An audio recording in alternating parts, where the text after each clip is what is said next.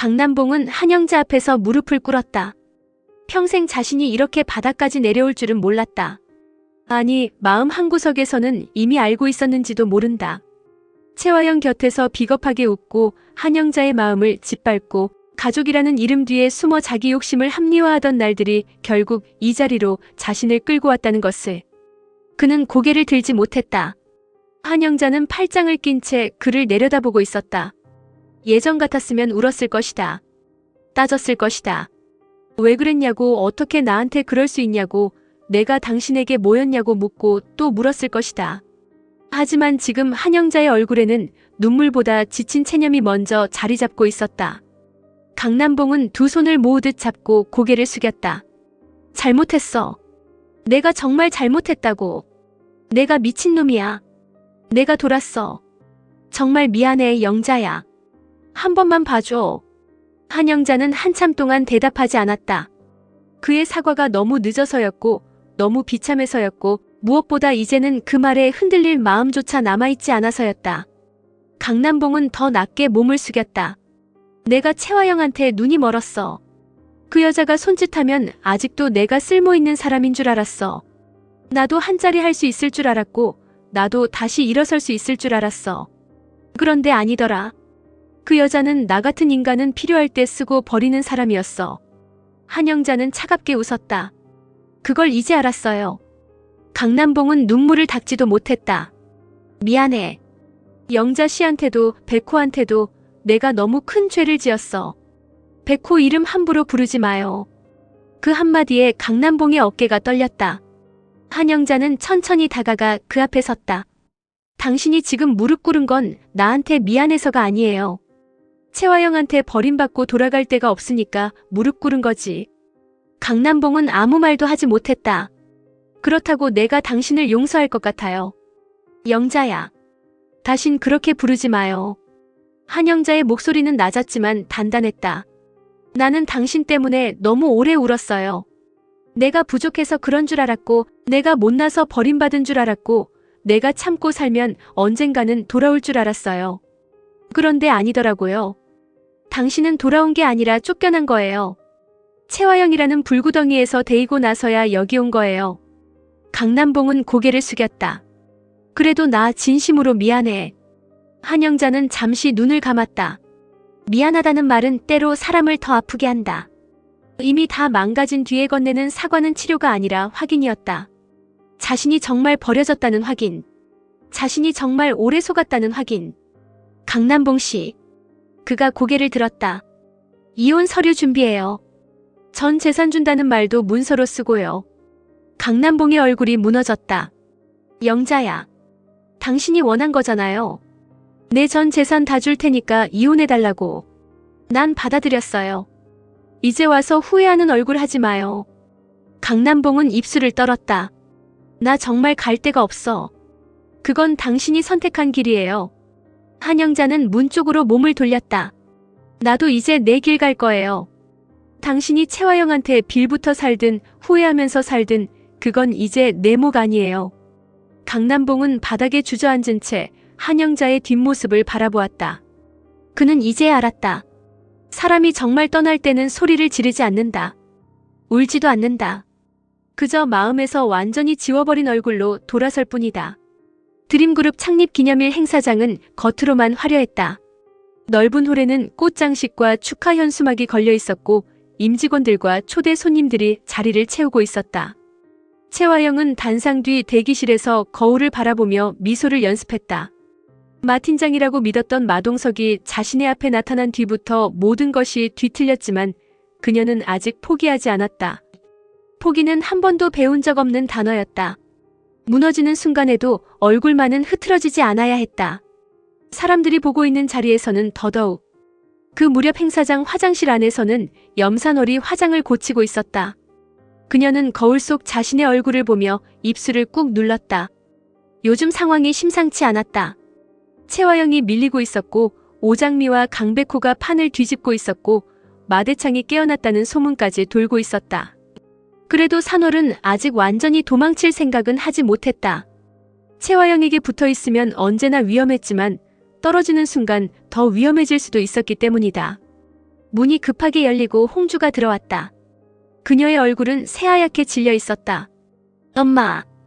염산월은 립스틱을 든 채 돌아보았다. 왜 그렇게 호들갑이야? 홍주는 숨을 고르지 못한 채 말했다. 엄마, 큰일 났어. 마 회장님이 깨어나셨어. 염산월의 손에서 립스틱이 미끄러졌다.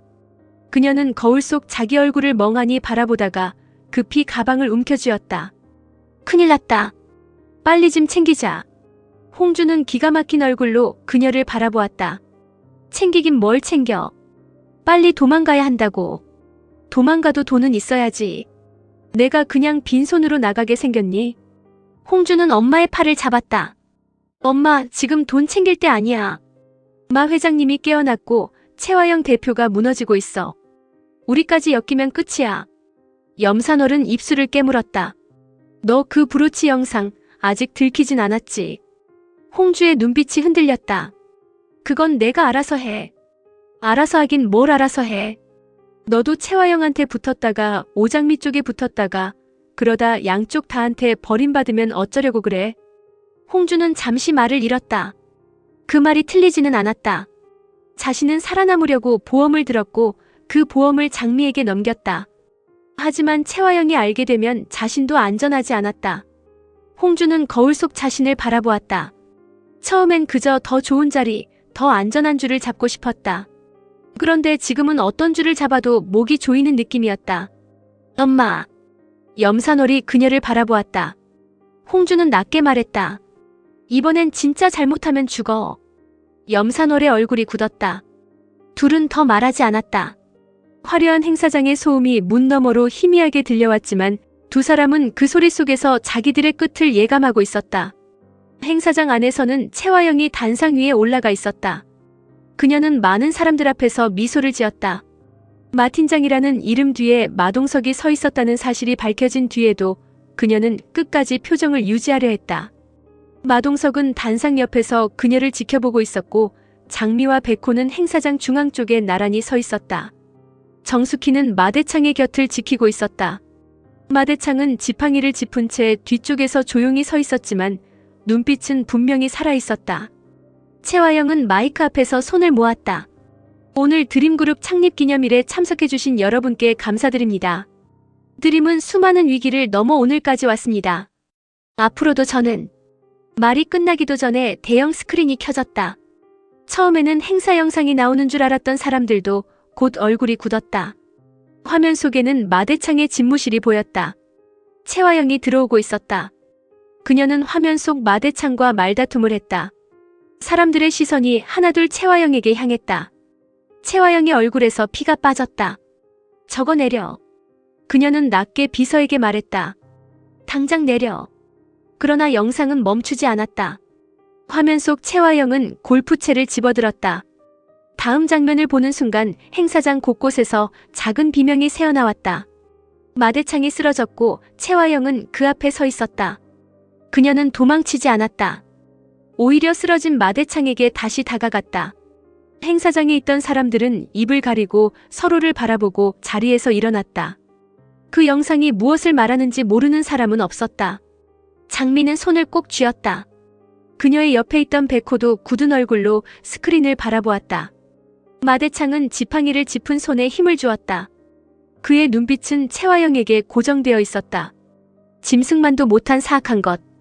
그 말은 낮게 흘러나왔지만 곁에 있던 정숙희는 분명히 들었다. 정숙희는 마대창의 팔을 붙잡았다. 아버지의 분노가 몸을 흔들고 있었다. 채화영은 단상 위에서 빠져나갈 길을 찾았다. 그러나 이미 행사장 입구 쪽으로 경찰들이 들어오고 있었다. 그들의 발걸음이 단상을 향했다. 채화영은 뒤로 물러섰다. 마이크가 흔들렸고 그녀의 손끝이 떨렸다. 경찰이 단상 앞으로 올라왔다. 채화영 씨, 당신을 살인교사 및 살인 혐의로 체포합니다. 채화영은 경찰을 노려보았다. 누가 시켰어? 누가 감히 나를? 경찰은 영장을 내밀었다. 오복혜 씨 살해 교사, 마대창 회장 살인 미수, 증거인멸, 해외 도피 준비 혐의가 포함되어 있습니다. 채화영은 웃었다. 그러나 그 웃음은 제대로 이어지지 못했다. 목이 막힌 사람처럼 갈라졌다. 그녀는 단상 아래 이강혁을 바라보았다. 이강혁은 굳은 얼굴로 서 있었다. 둘 사이에 수십 년의 시간이 지나갔다. 사랑인지 집착인지 충성인지 공범인지 알 수 없었던 세월이 한순간에 두 사람의 눈빛 사이에 놓였다. 강혁 씨. 이강혁은 움직이지 않았다. 채화영은 경찰에게 팔을 잡히는 순간 격하게 몸을 틀었다. 손대지 마. 내가 누군지 알아. 내가 채화영이야. 경찰이 그녀의 팔을 단단히 잡았다. 동행하셔야 합니다. 채화영은 이를 악물고 행사장을 둘러보았다. 마동석, 정숙희, 오장미, 강백호, 마대창, 그리고 강준호. 그녀가 밟고 지나온 사람들이 모두 그 자리에 있었다. 그들의 시선이 자신을 향해 있었다. 동정은 없었다. 남아있는 것은 오래 참고 버텨온 사람들의 차가운 확인뿐이었다. 그 순간 이강혁의 눈빛이 바뀌었다. 그는 행사장 뒤쪽을 바라보았다. 한영자가 있었다. 소란 속에서도 백호를 찾으려는 듯 주변을 살피고 있었다. 이강혁은 천천히 움직였다. 아무도 그를 주목하지 않았다. 모두의 시선은 채화영에게 가 있었다. 그는 그 틈을 이용해 한영자에게 다가갔다. 한영자는 뒤늦게 그를 발견했다. 이강혁 씨. 이강혁은 낮게 말했다. 조용히 따라오십시오. 한영자는 물러섰다. 싫어요. 이강혁은 그녀의 팔을 잡았다. 겉으로 보기에는 부축하듯 보였지만 소나기에는 힘이 들어가 있었다. 소리 지르면 백호 씨가 먼저 다칩니다. 한영자의 눈빛이 흔들렸다. 당신 미쳤어요. 예. 오래전부터 미쳤습니다. 한영자는 행사장 쪽을 바라보았다. 백호와 장미는 채화영 쪽을 보고 있었다.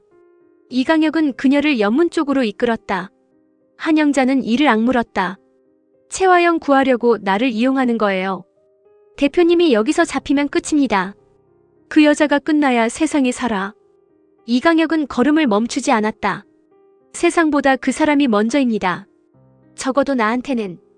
그 무렵 단상 위 채화영은 수갑이 채워지기 직전이었다. 그녀는 여전히 발악하고 있었다. 경찰들이 그녀를 둘러싸고 있었고 행사장은 완전히 뒤집혀 있었다. 그때 이강혁에게서 짧은 메시지가 왔다. 채화영은 경찰에게 팔을 잡힌 채 휴대폰 화면을 보았다. 영자 잡았습니다. 뒤쪽 출입구로 나오십시오. 채화영의 눈빛이 살아났다. 그녀는 갑자기 비틀거리며 쓰러질 듯 몸을 꺾었다. 경찰 한 명이 그녀를 붙잡는 사이 단상 옆 조명이 흔들렸고 주변 사람들이 몰렸다. 채화영은 그 틈을 놓치지 않았다. 그녀는 연문 쪽으로 몸을 틀며 손을 빼냈다. 수갑 한쪽만 채워진 손이 흔들렸다. 경찰이 뒤쫓으려 했지만 사람들 사이가 엉켰다. 장미가 먼저 알아차렸다. 채화영이 도망가요. 백호가 몸을 돌렸다. 바로 그때 그의 휴대폰이 울렸다. 모르는 번호였다. 백호는 받았다. 강백호입니다. 수화기 넘어 이강혁의 목소리가 들렸다. 어머니 모셔가고 있습니다. 백호의 얼굴이 굳었다. 이강혁. 움직이지 마십시오. 경찰도 따라오게 하지 마십시오. 그러면 한영자 씨 다칩니다. 백호의 손이 떨렸다. 우리 엄마 건드리면 당신도 끝입니다. 이미 끝난 사람한테 협박은 안 통합니다. 통화는 끊어졌다. 백호는 장미를 바라보았다. 장미의 얼굴도 굳었다. 어머니가. 백호는 더 말하지 못했다. 그는 곧장 뛰려 했지만 장미가 팔을 잡았다. 백호 씨, 무턱대고 가면 안 돼요. 이강혁은 지금 채화영 탈출시키려고 어머니를 쓴 거예요. 백호는 이를 악물었다. 알아도 가야 합니다. 마대창은 그 모습을 보고 김비서에게 지시했다. 뒤쪽 출입구 막아. 경찰에게 한영자 씨 인질 상황 전달해. 정숙희도 장미에게 다가왔다. 장미야, 백호 혼자 보내면 안 돼. 장미는 고개를 끄덕였다. 그러나 채화영은 이미 행사장 뒤편 복도에 있었다. 그녀는 한 손에 채워진 수갑을 감춘 채 빠르게 걸었다. 비상문 너머에서 이강혁이 한영자를 잡고 기다리고 있었다. 한영자는 얼굴이 창백했지만 울지 않았다. 채화영은 그 모습을 보고 낮게 웃었다. 역시 강혁 씨밖에 없어. 한영자는 채화영을 노려보았다. 당신 정말 끝까지 이렇게 사는군요. 채화영은 그녀를 보며 비웃었다. 한영자 씨, 당신이 나를 걱정할 처지는 아닌 것 같은데. 이강혁은 급하게 말했다. 대표님, 시간이 없습니다. 채화영은 그제야 이강혁을 바라보았다. 모든 것이 무너지는 순간에도 그는 왔다. 자신을 구하러 왔다. 수십 년 동안 그랬듯이. 채화영의 얼굴에 처음으로 진심에 가까운 흔들림이 떠올랐다. 그녀는 수갑찬 손으로 이강혁의 팔을 붙잡았다. 혀가. 이강혁의 눈빛이 흔들렸다. 채화영이 아주 오랜만에 자신을 그렇게 불렀다. 나 너 없으면 아무것도 못해. 이강혁은 그 말을 듣는 순간 모든 판단이 무너졌다. 그 말이 진심인지 또 하나의 이용인지 그는 알고 싶지 않았다. 평생 기다려온 한마디였다. 이미 늦었고 이미 망가졌고 이미 돌이킬 수 없었지만 그 한마디가 그를 다시 채화영 쪽으로 끌어당겼다. 가시죠. 이강혁은 채화영을 데리고 비상문 밖으로 향했다. 한영자를 앞세운 채 조심스럽게 이동했다. 백호와 장미가 뒤따라왔을 때 그들은 이미 주차장 쪽으로 빠져나가고 있었다. 백호가 소리쳤다. 엄마. 한영자는 뒤돌아보았다. 백호야, 오지마. 이강혁은 한영자의 팔을 더 강하게 잡았다. 더 오면 안 됩니다. 장미가 채화영을 노려보았다. 채화영, 이제 그만해. 채화영은 장미를 바라보며 숨을 몰아쉬었다. 그만하라고. 오장미, 너희가 나를 여기까지 몰아놓고 그런 말을 해. 당신이 만든 지옥이에요. 채화영은 웃었다. 그래. 그럼 끝까지 지옥답게 가야지. 이강혁은 차량 문을 열고 채화영을 먼저 태웠다. 한영자를 밀어넣으려는 순간 백호가 한 걸음 더 나섰다. 이강혁은 품 안에 작은 칼을 꺼내 보였다. 백호의 몸이 굳었다. 백호야, 움직이지 마. 한영자가 다급히 말했다. 백호는 주먹을 꽉 쥐었다. 이강혁, 당신이 아직 사람이라면 우리 엄마는 놓고 가. 이강혁은 한영자를 바라보았다. 잠시 흔들렸다. 영자는 자신을 속였지만 자신에게 잠깐이나마 사람처럼 대해준 사람도 맞았다. 그러나 채화영이 뒤에서 그의 이름을 불렀다. 강혁씨. 그 한마디에 이강혁의 눈빛은 다시 닫혔다. 미안합니다. 그는 한영자를 밀어넣고 차량 문을 닫았다. 차가 출발했다. 백호와 장미는 곧장 뒤쫓으려 했지만 주차장 출구 쪽에서 다른 차량이 길을 막았다. 이강혁이 미리 준비해둔 차였다. 백호는 차를 향해 달려가며 이를 악물었다. 장미는 휴대폰을 꺼내 경찰과 연결했다. 마대창의 비서진도 움직이기 시작했다. 하지만 채화영과 이강혁은 이미 행사장을 벗어나고 있었다. 차 안에서 채화영은 거칠게 숨을 몰아쉬었다. 한 손에는 수갑이 남아있었고 머리카락은 흐트러져 있었다. 그럼에도 그녀의 눈빛은 살아있었다.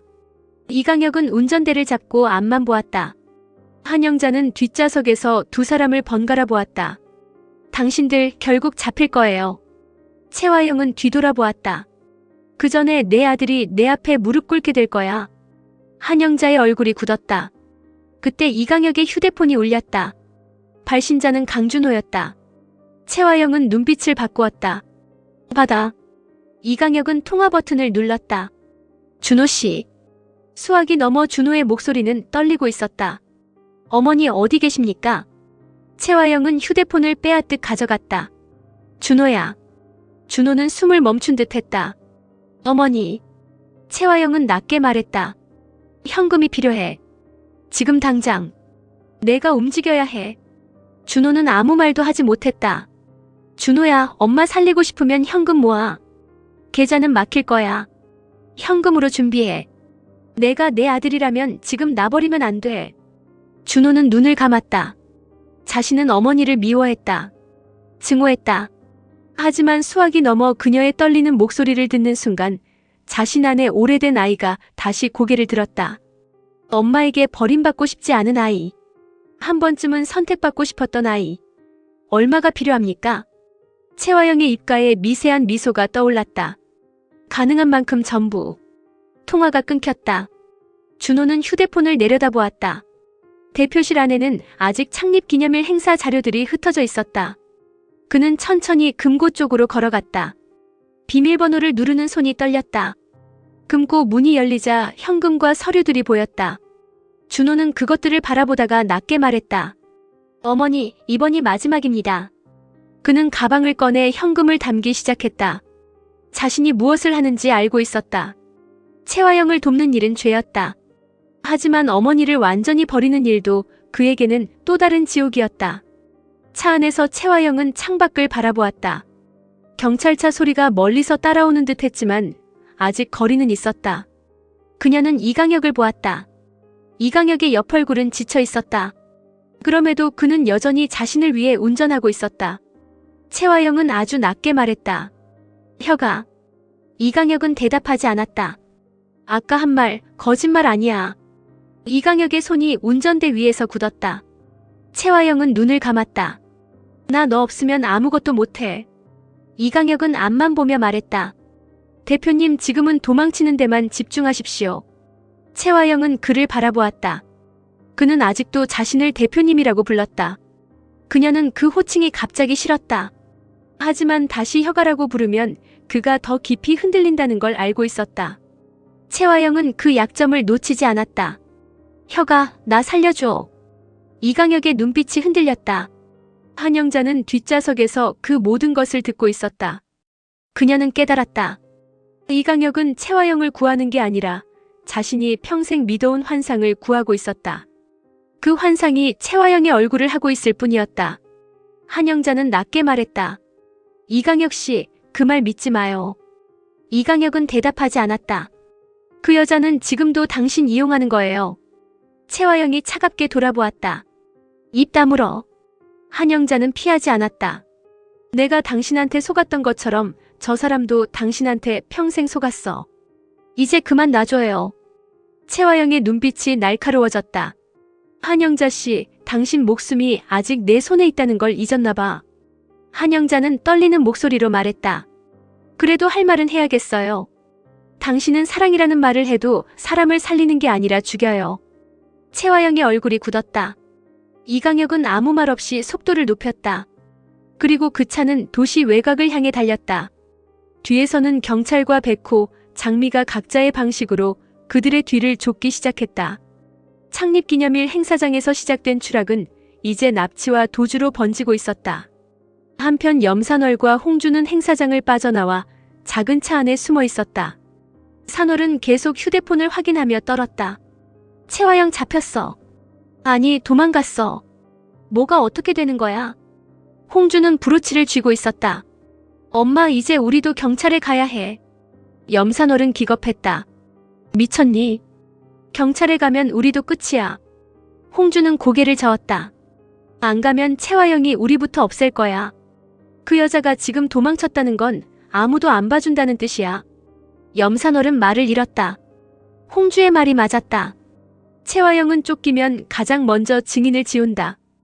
홍주와 산월은 이미 너무 많은 것을 알고 있었다. 홍주는 휴대폰을 들었다. 오장미 씨한테 연락할게. 산월은 딸의 손을 잡았다. 홍주야.